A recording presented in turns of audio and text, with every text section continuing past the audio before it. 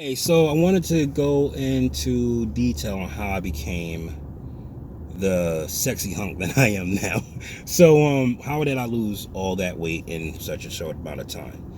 Now, there's a lot of backstory that I can get into about how I started with the Atkins diet, how I stumbled across intermittent fasting, not knowing that I was intermittent fasting and all that stuff. But it's really irrelevant at the end of the day. Bottom line is, I'm trying to get this information out to you guys so you can understand how I did it, so you can possibly do it yourself or, make your own variation of it. First off, you got to get a baseline. That's number one. You got to get a baseline. You need to learn your body and learn what works for your particular goal when it comes down to your body. My body works very well off of protein and fats. Very, very well off of proteins and fats. So if I'm doing, let's say, the ketogenic diet, which I did a variation of. I didn't exactly do the full diet, but I did a variation of it. If I'm doing the ketosis diet, I'm going to lose weight relatively quickly and not burn much muscle doing it, which is what I want. So I did the ketosis diet, the ketogenic diet, to a degree. Okay, I had more protein than I did with. I had more protein than it allows, basically, but that didn't kick me out of ketosis, and it didn't affect my ability to lose weight. So what I did was this: I got myself a baseline. My baseline was a handful of lettuce, whatever green leafy vegetables you want, whether it's spinach, whether it's romaine lettuce, whatever. Celery, cucumbers, tomatoes chopped up. Made my own salad dressing, which consisted of olive oil, lemon juice, and apple cider vinegar, and salt to taste. Right, 5 to 10 strips of bacon. 5 to 10 strips of bacon, 5 to 6 large eggs, extra large eggs, a handful of cheddar cheese shredded, throw that in the pot, let it melt up, and salt to taste. I ate the lettuce first, or the salad first, and ate all that. Then I'll go to my bacon and eggs. And if I was still hungry and the price of avocados wasn't high, I'll have me an avocado or two. And that was my baseline. That was my food that I ate every day for at least a month. The reason why I did this is because, one, I needed to get fat adapted. Okay, so I could not allow myself to have too many carbs, because carbs would not allow you to burn fat as fuel. Two, getting into ketosis is the fastest way to become fat adapted, because your body has no other choice but to break down fat for fuel, right? And intermittent fasting forces your body to have to do it. So these three things is what is ideal to getting fat adapted and to fine-tuning your body and getting a baseline of what works for your body. Some people thrives on carbs. They do better on carbs than they do on fats and protein. It's up to you. You got to figure that out. For me and my body type, fat proteins work. Carbs make me fat. Is what it is. I hate it. It sucks, but it is what it is. I don't know why my nose do this. Every time I'm doing a video, my nose do this itchy shit. So that was my baseline. And I got the ketosis strips, and I will use those to gauge where I was in ketosis. Once I got to a point in understanding how that worked, especially, and the guys, do not use these strips after you go to the gym. You're just wasting your time, because what you're doing is, when you go to the gym and you work out hard, you release glycogen into your bloodstream. Glycogen is now flowing freely in your bloodstream, and when you go to use the strips, the test is going to be off, because it's actually measuring your glucose levels, because you got so much release, because of your first of all, your liver is going to release it into your bloodstream, because your muscles are being depleted of glycogen. And once it's in your bloodstream, it takes a few hours before it's out of your bloodstream. So you'll still be in ketosis, but you can't measure that through the strips. So that's the problem. So don't do that. Just a quick tip. All right. So back to what I was saying. Once I got that baseline, I got fat adapted. I now know what I gotta do in order to lose weight. I started to add things to it, like strawberries, a little bit more meats, some extra vegetables, things like that, a little bit of carbs or whatever.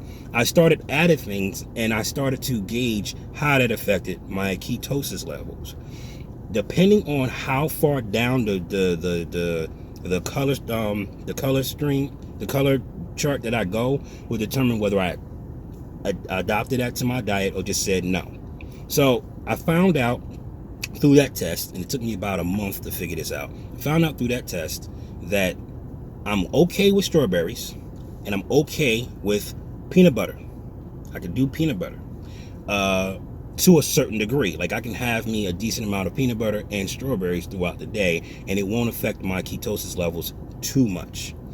But because I'm not really focused on ketosis as much as I'm focused on losing fat and holding on to muscle, I was able to adopt a different way of being when it came down to this diet. Let me explain. Once you're fat adapted, you can now burn fat easily. Because immediately, soon after you burn out of all your glycogen, soon after you burn out of all your carbs and all your sugar or whatever, you are now able to go into fat storage, fat burning mode almost instantly, because your body is now tuned to burn fat. That's what fat adapted means. Once you get fat adapted, you are tuned to burn fat as soon as you need it. This is so important, guys. You have to get fat adapted before you do anything. This is why I said I had to get a baseline, because I know that my body was insulin resistant. That's why I was so freaking fat and bloated, because my body wasn't listening to insulin the way it should be. And because insulin was so prevalent and my body was so used to getting food so often, it was lazy, right? So intermittent fasting and a ketogenic diet is the best way I found to get fat adapted. But once you're fat adapted, you no longer have to follow the ketogenic diet. You can if you want. It's entirely up to you. Again, that's my baseline. But you don't necessarily have to follow it to a full T. You can lose fat without being in ketosis. All right. Now, is it quicker to lose fat in ketosis? Yes, depending on your calorie deficit, depending on your activity level. Yes, it's easier to burn fat on ketosis. But that doesn't mean you will burn fat on ketosis. You could be in ketosis and still not burn fat. And the reason why is because you're putting too much food in your diet. Your body has more than enough in your stomach, so it don't have to go to fat cells. So you can quickly put on fat and still be on ketosis. So you have to have a calorie deficit. You got to gauge how much food you're putting in your body. You got to gauge how much you're working out, whatever. And quick tip, the treadmill cannot beat your fork. It cannot. I don't care how hard you run, how many skips of rope you do. I don't care how much weight you pump. Your workout cannot beat your fork. You have to be able to discipline yourself to not eat too much. Okay? You got to discipline yourself. So, let's really quickly jump on intermittent fasting before I get out and go into the gym. Intermittent fasting is very simple. Okay? Anything after 6 hours of not eating puts you into fasting mode. Okay? In other words, you have to not eat anything for at least 6 hours so your body can clear itself of insulin. Because as long as insulin is present, you cannot burn fat. Okay? You cannot burn fat as long as insulin is present. You can't have ketones and insulin at the same time. It doesn't work. That's why when you eat a bagel and let's say you were deep into ketosis, you eat a bagel and all of a sudden your ketosis level just drop almost 3 or 4 levels, is because you have insulin in your body, your bloodstream. Because of that, Well, you actually have glucose in your bloodstream, and that actually drops your ketones levels because your liver is like, oh, we got more than enough glucose, so there's no need to release ketones to break down fat. So you cannot have insulin in your body and still burn fat. So you have to give your body at least 6 hours without eating anything. I'm not talking about water or anything like that. And I'm not talking about apple cider vinegar or anything like that. That doesn't spike insulin levels. But anything that has a calorie density, you can't put in your body. And after that, you start to burn fat. You start to use fat as fuel. But this is if you're fat adapted. Okay, keep that in mind. It's going to take some time for you to get fat adapted if you haven't done this ever. So what I do is I fast for at least 12 hours a day. So let's say my last meal was last night, was around 10:30. That was my last meal. I won't eat again until 10:30 a.m. if I decide to eat. And sometimes I'll go even further than that because I like to get my workout in first. I like to hit the treadmill first. I like to do my HIIT training first before I put anything in my mouth, because all that calorie burning, all that energy burning from my workout, whether it's HIIT training, whether it's the treadmill, whether it's walking, whether it's working out, all that is coming from fat. It has to come from fat because I haven't eaten in freaking 12 hours. So it has to come from fat. All right. That is how I like to do it. I like to get my workout in before I eat. And then maybe if I'm still hungry, maybe if I'm hungry a little bit, then I'll start eating. All right. So that's how I do it. Sometimes I go one meal. Sometimes I go 3 meals, depending on my work, how hungry I am or not. But at the end of the day, every meal is a big meal. It's a big meal because I want to keep muscle. But it's based off of my baseline, right? So that right there is how I started losing weight, how I started my workout, how I started to get where I am. I focused on the baseline, intermittent fasting, and I made sure that I did not go too crazy with kicking myself out of ketosis until I became fat adapted. Once I was fat adapted, and this is how you know you're fat adapted. You know you're fat adapted when you haven't eaten all day, you still have energy.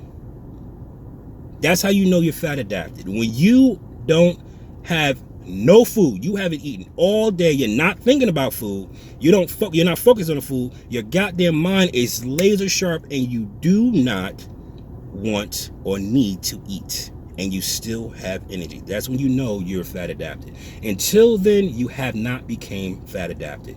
All right.